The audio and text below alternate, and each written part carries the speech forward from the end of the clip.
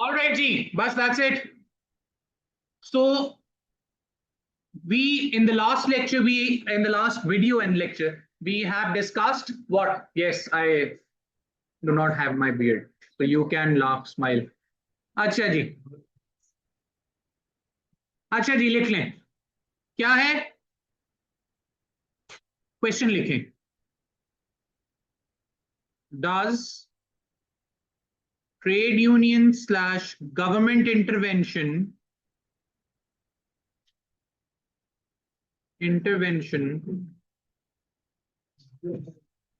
always reduces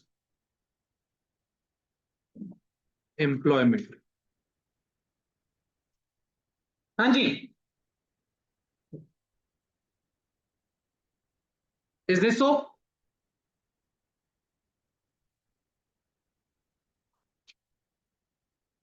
Yes. जी, कब employment कम होती है? क्या बात कर दी? इन परफेक्टली कंपेटिटिव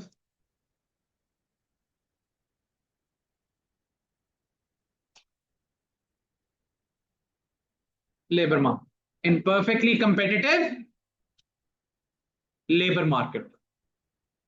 ठीक है, ज्यादा कब होगा? जब दोनों इलास्टिक होंगे। Do you remember that?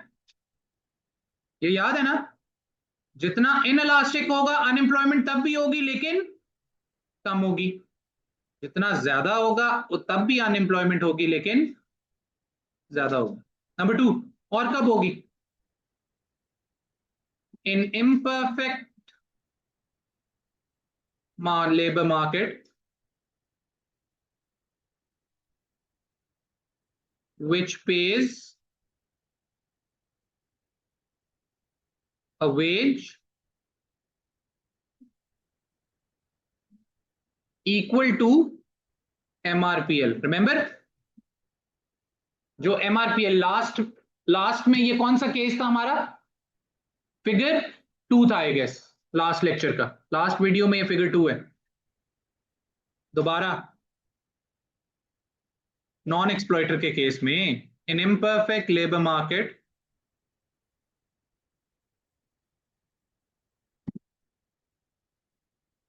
which employs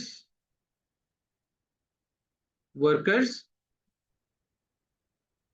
at the competitive equilibrium. ये हमारा लास्ट केस में आखिरी ग्राफ था, जो demand is equal to supply पे एम्प्लॉय कर रहा है। इन लोगों के साथ पंगा लेंगे तो अनएम्प्लॉयमेंट बढ़ जाएगी, एम्प्लॉयमेंट गिर जाएगी। तो एम्प्लॉयमेंट बढ़ेगी कब फिर? When in case of imperfect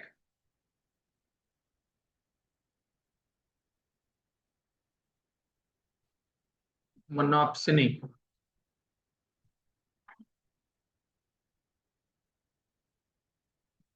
which is a profit maximizer,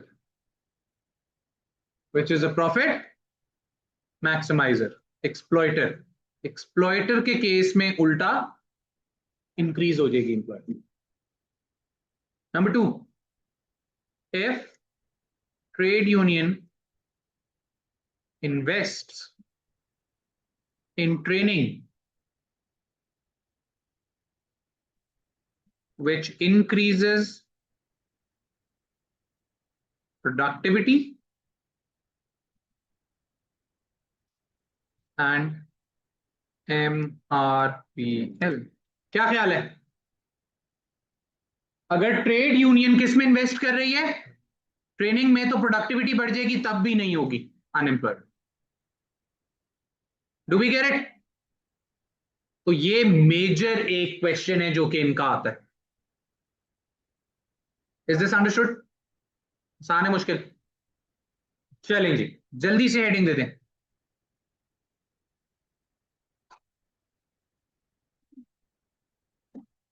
veg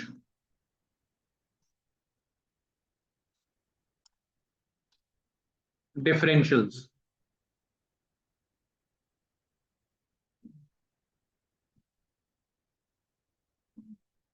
veg differentials. Question लिख लें एक और। Why do different people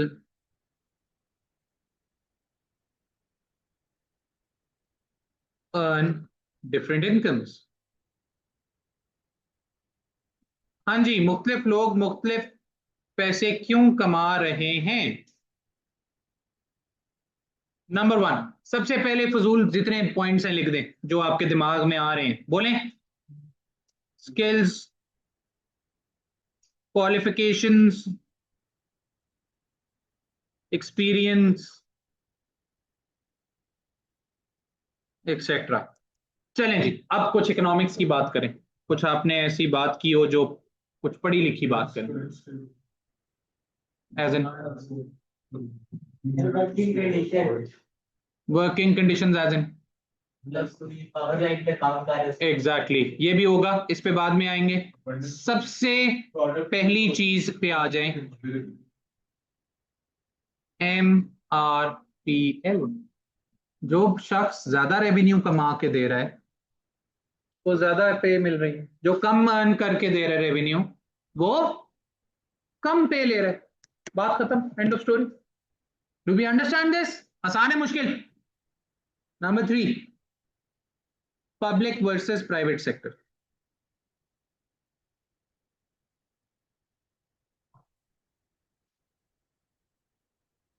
हाँ जी, low income, high non monetary benefits.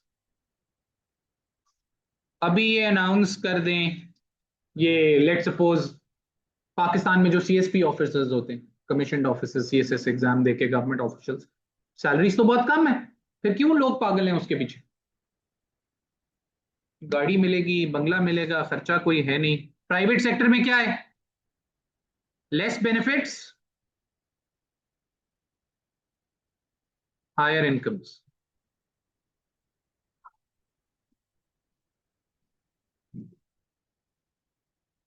Number four, labour market structure. Labour market structure पे depend करता है, मतलब कंपेटिटिव लेबर मार्केट, जो कि हम पढ़ चुके हैं सारा। कंपेटिटिव लेबर मार्केट और imperfect labour market.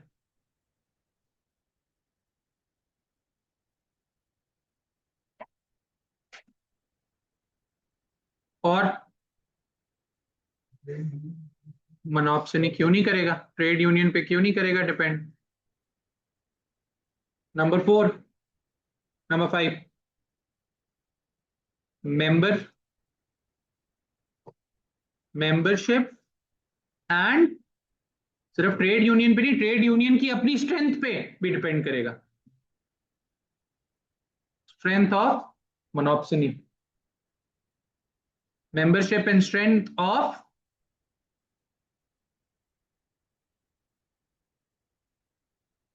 Trade union.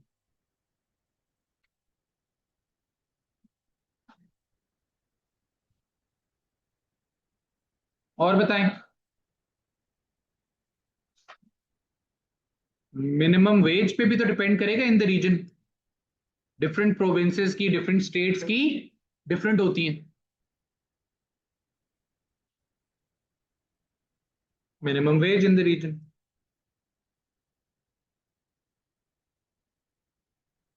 Nature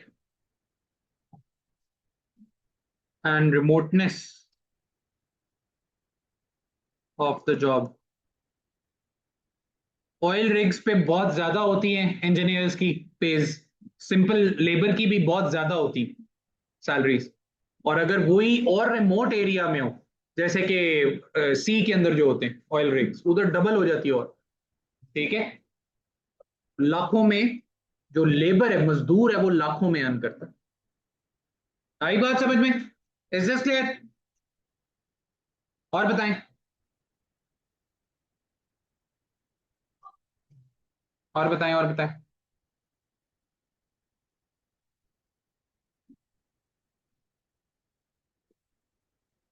veg discrimination,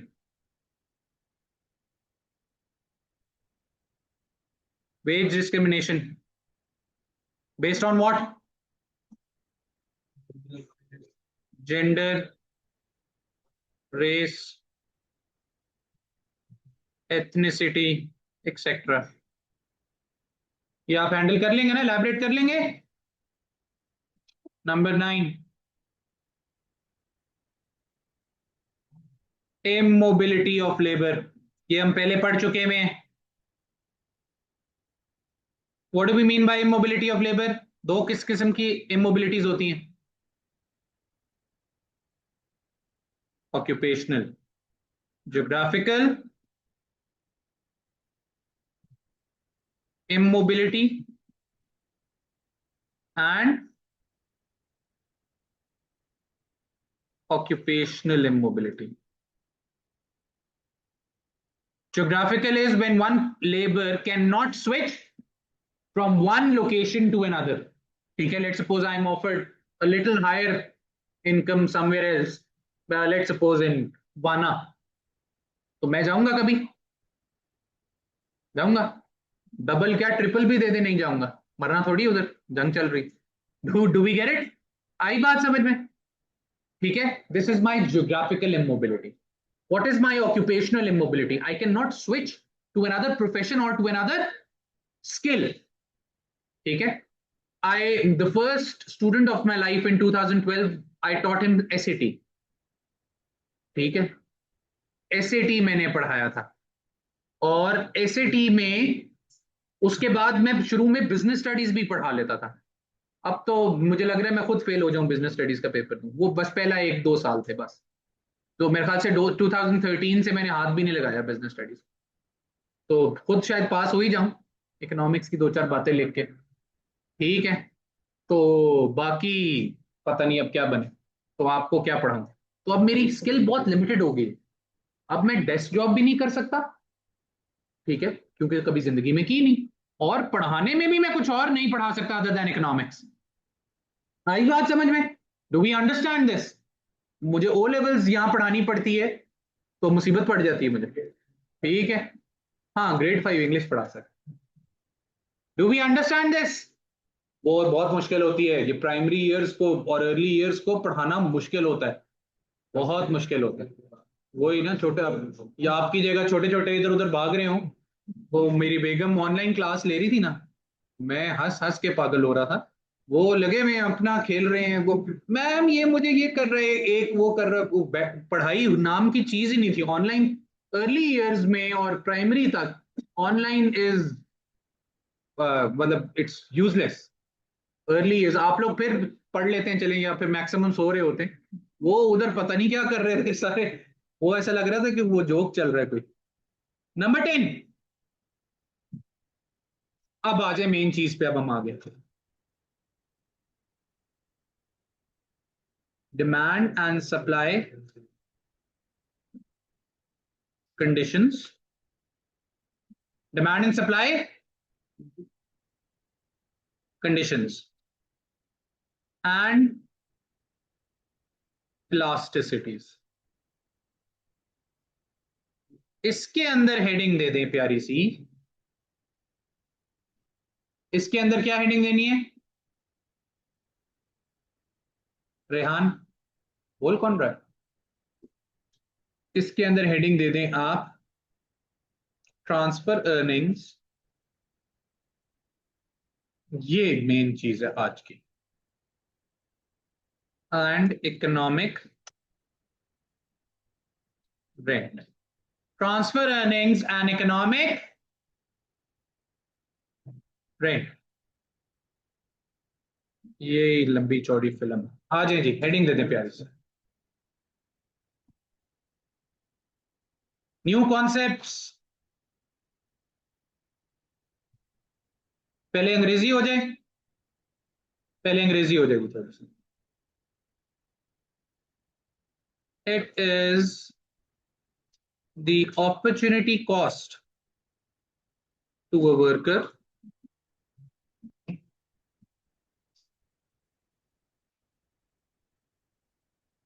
for working in his or her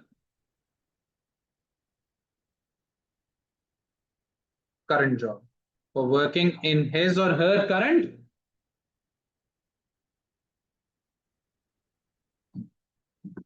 job. It is the income they could have earned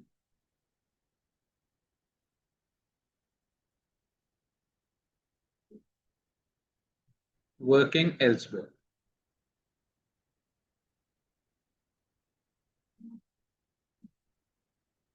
The minimum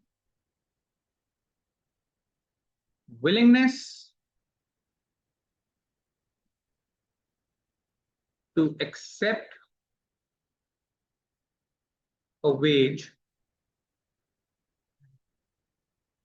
in this current profession is directly dependent on the transfer earnings.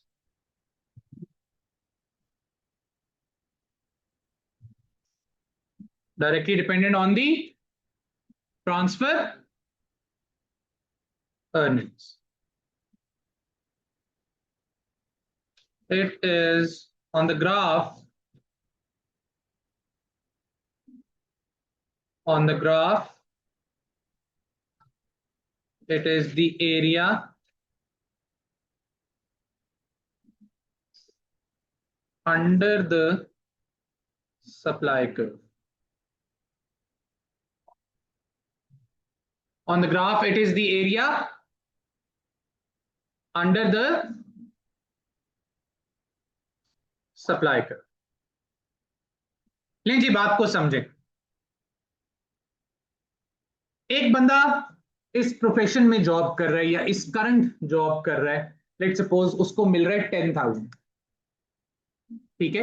अगर ये वो नौकरी छोड़ देता है and he switches to another job जो second best option उसको offer हो रही है, दैट इज 8,000, तो what is his transfer earning?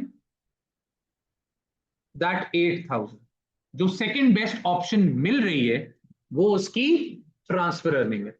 If they want to retain him in this current job, what is the minimum amount they must pay him? 8,000।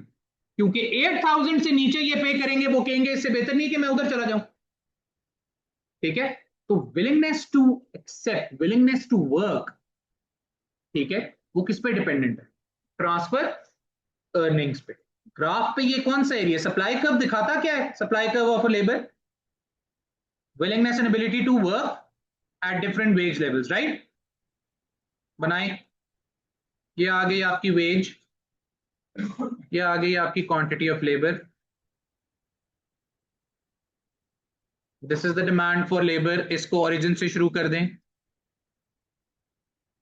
This is the supply of labour.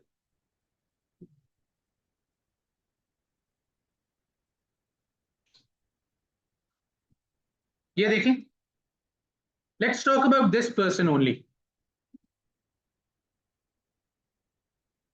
ठीक है।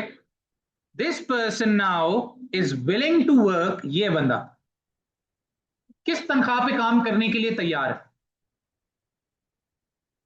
इस veg पे, ठीक है। इसकी willingness to accept क्या है? ये। Do we get it? आई बात समझ? तो कहने से इस बंदे की ये जो वर्टिकल डिस्टेंस है, this is his transfer earnings. अगले बंदे का ये ट्रांसफर अर्निंग है, उससे अगले बंदे का ये ट्रांसफर अर्निंग है, उससे अगले बंदे का, क्योंकि सप्लाई कब दिखाता क्या है? विलिंगनेस टू वर्क, क्योंकि उसको ऑल्टरनेट जो मिल रहा है वो ये मिल तो ज्यादा रही है, वो अलग बात है, लेकिन ये उसका बेयर मिनिमम है। हो सकता है अगर ये लोग भी कहें कि मुझे कि मैं आपकी सैलरी कम हो रही है तो मेरा एक बेयर मिनिमम होगा, मेरे पास कोई अगर ऑप्शन नहीं है और this is the still best paying job, तो मैं इधर काम करता रहूंगा। अगर ये उसके बराबर आ गए, ठीक है, तो फिर मैं छोड़ के चला जाऊंगा definitely. Do we understand this?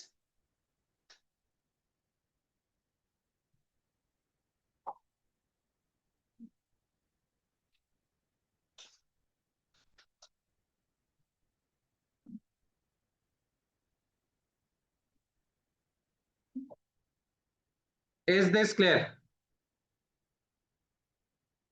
So this is what transfer earnings. It is the area under the supply curve.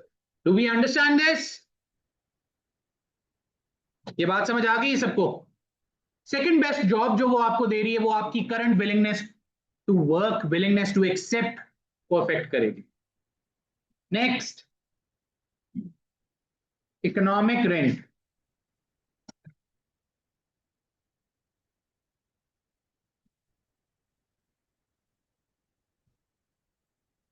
It is the difference between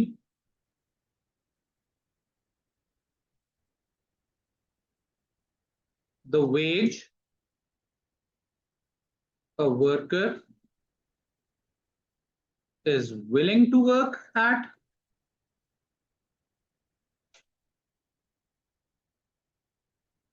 and the wage he or she actually receives, and the wage he or she actually receives.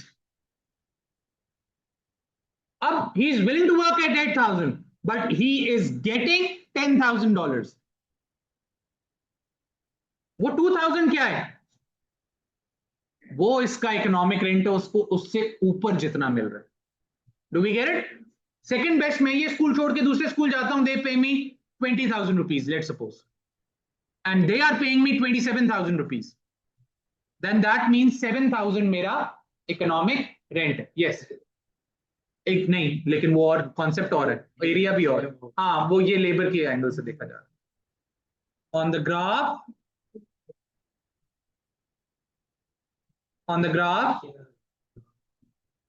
it is the area, confuse ना करें, don't make analogies with consumer and producer surplus. हाँ, on the graph it is the area above the supply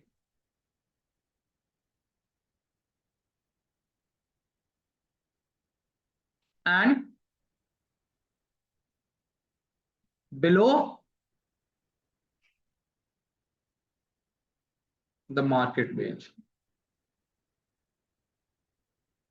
ये देखें, अब ये बंदा इस तनख्वाह पे काम करने के लिए तैयार है, लेकिन मिल कितनी रही है ये, तो कहना इसे ये जो ब्लू एरिया है ये इस बंदे का इकोनॉमिक रेंट है, इसी तरह अगले का इकोनॉमिक रेंट, फिर अगले का economic rent. Do we get it? तो ये जो एरिया बनेगा, what is this?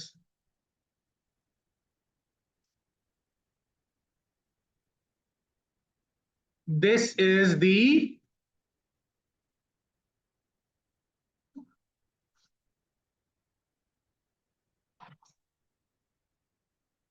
Economic rent. Do we get that? चलें जी, अब द क्वेश्चन इज हमने ये पढ़ा क्यों है, इकोनॉमिक रेंट और ट्रांसफर अर्निंग्स पढ़ा क्या है, पढ़ा वजह क्या है उसके पढ़ने? हम पढ़ क्या रहे थे? Wage differentials. We're trying to understand how does this affect wage differentials. चलें जी, आगे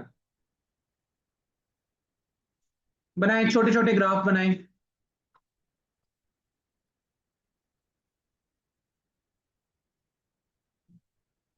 veg, quantity of labour, supply perfectly elastic, ये किधर होती है? Competitive labour market, right? Demand normal सा बनाएं।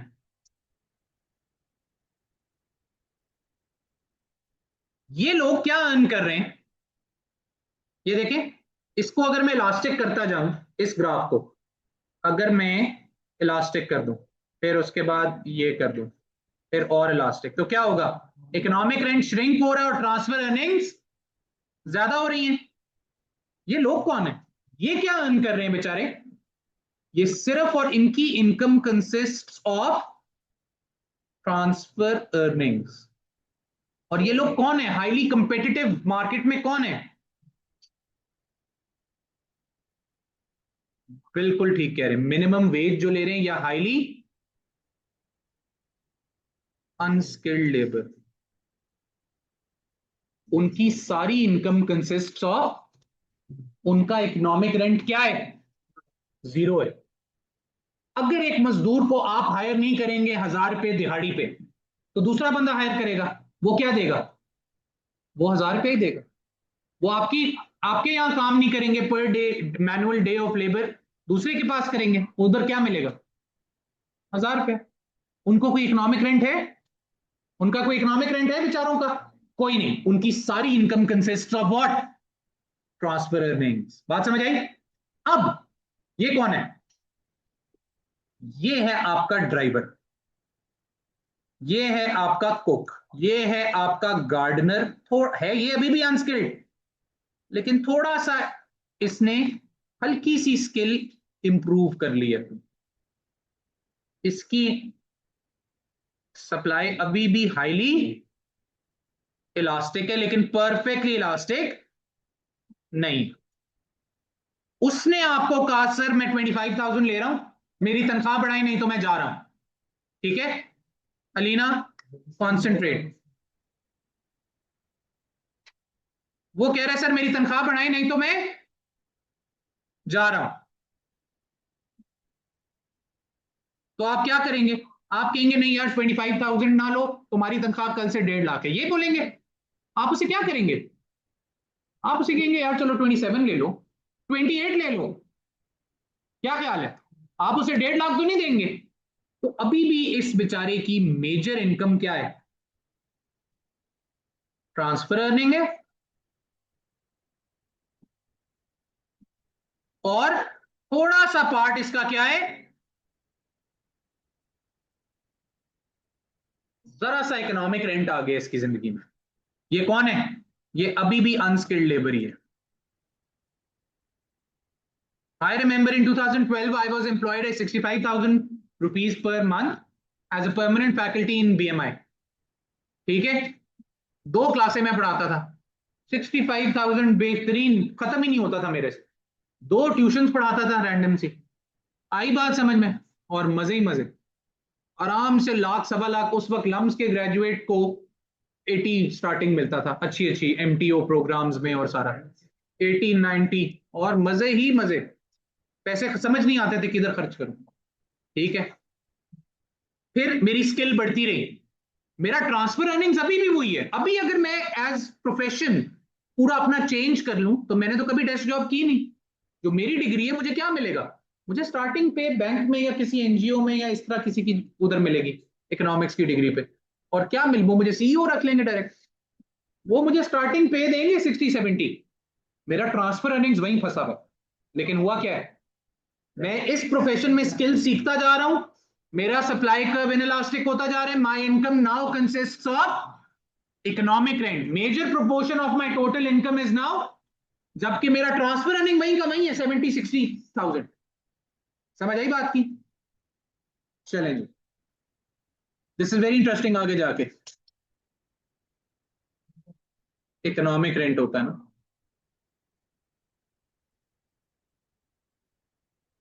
जी, ये आ गया मेरा सप्लाई कर्व। शुरू में मेरा सप्लाई कर्व वहां था।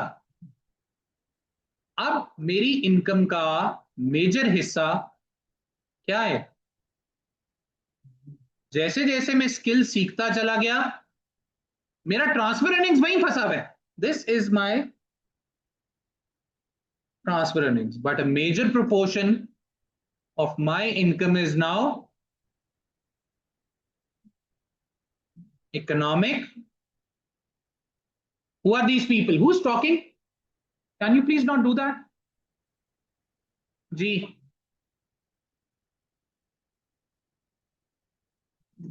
Skilled labour. रेहान आ जाएंगी। आपकी पुरानी बुक में एग्जाम्पल थी मेसी की और अमिताभ बच्चन की। I still remember, I would not name the school. उधर एक लड़की कहती है सर अमिताभ बच्चन कौन है। मैं पागल हो गया है सुन के। नहीं मतलब ऐसा कैसे हो सकता है किसी को अमिताभ बच्चन का ना पता हो। जी ये कौन है।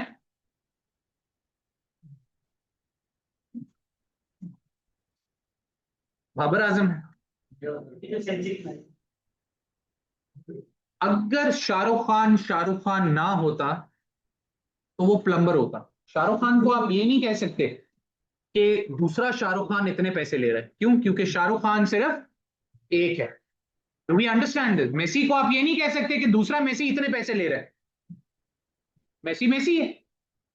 ठीक है, डू वी अंडरस्टैंड? उसका कोई ट्रांसफर अर्निंग है?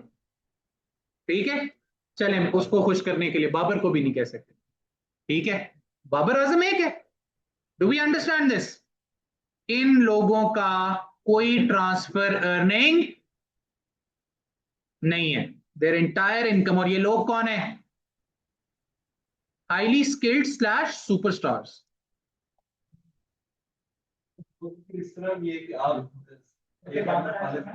हाँ तो हमारे प्रोफेशन में भी इसलिए तो हमारी ट्रांसफर अर्निंग्स बहुत कम पीछे रह गई और हमारी इनकम बहुत ऊपर निकल गई। होता है जब आप परफेक्टली इलास्टिक होगी सप्लाई, तो आप क्या, आपकी सारी इनकम क्या है? Economic rent. आपका कोई मार्केट रेट नहीं है। आप ब्रैड पिट को नहीं कह सकते भाई वो दूसरा ब्रैड पिट इतने पैसे ले रहा है, क्योंकि ब्रैड पिट सिर्फ एक है। तो their income, their supply becomes perfectly elastic, their supply becomes vertical, and their entire income consists of economic rent. Do we understand? जितने बड़े सीईओज हैं, फेमस सीईओज हैं, ठीक है, और जितने सुपरस्टार्स हैं, जितने एक्टर्स हैं, वो सारे, उनकी majority income, total income consist of what? Economic rent. Do we understand this? क्या बात है। वैसे तो अभी 5 मिनट है, अगर हम फुल थ्रॉटल पे 10 मिनट का कॉन्सेप्ट है एक। कल करें उसको, हम कल करेंगे। हमारा लेबर मार्केट खत्म और कल ही मैं आपको क्या करा दूंगा, इक्विटी वाला चैप्टर। वो अगले 10 मिनट में हो जाएगा, 20 minutes, and we are done with 50% of our syllabus. ठीक है, so I see you in the next video. Take care. Allah.